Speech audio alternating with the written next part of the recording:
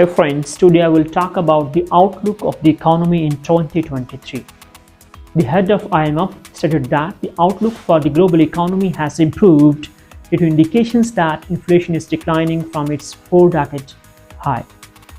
Kristalina Georgieva, speaking at the closing session of the World Economic Forum in Davos, stated that growth prospects have improved in recent months but cautioned against overconfidence.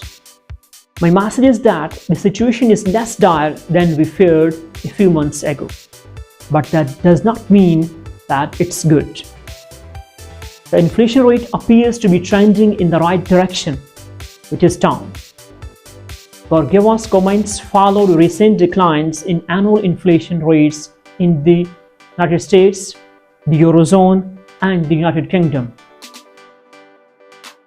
The IMF will release updated forecast for the global economy at the end of the month, and the IMF Managing Director hinted that her organization's current forecast of 2.7 growth for 2023 would be slightly upgraded.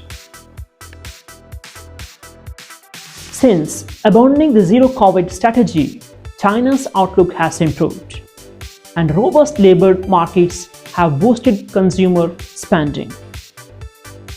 But Georgieva added, don't go from excessive pessimism to excessive optimism. According to the IMF's current growth forecast, it would still be a difficult year for people around the globe. And there was a chance that stronger growth in China would increase energy prices and make it more difficult to combat inflation. Larry Summers, a former US Secretary of the Treasury, stated that it would be tragic if central banks lurched away from their focus on price stability and were focused to fight the same battle twice. Summers, who is now a professor at Harvard, stated that if inflation was allowed to return to pre-recession levels, it would threaten not only price stability and the standard of living for low-income individuals. Christine Lagarde, President of the European Central Bank, stated that her institution would stay the course in the fight against inflation and cautioned Europe's finance ministers against making the fight more difficult by cutting taxes or increasing spending in response to slower growth. We will do what is required. We don't want to be forced to do more than is necessary.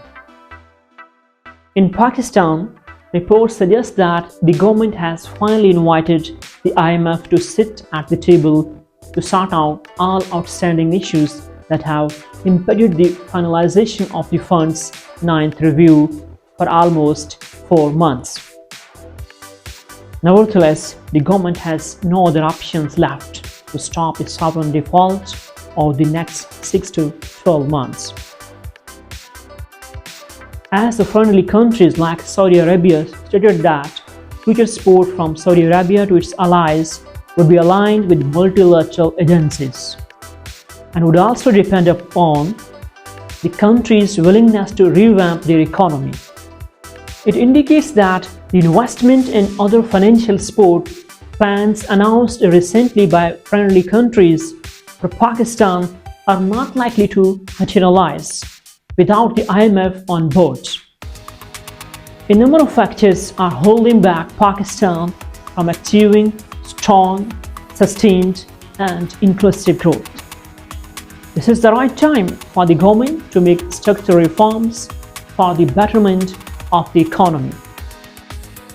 The government should diversify exports, make conducive environment for businesses, enhance quality education and health services, improve urban planning processes, increase tax net, and decrease government expenditures. Thank you very much. Please take care much of yourself and your channel.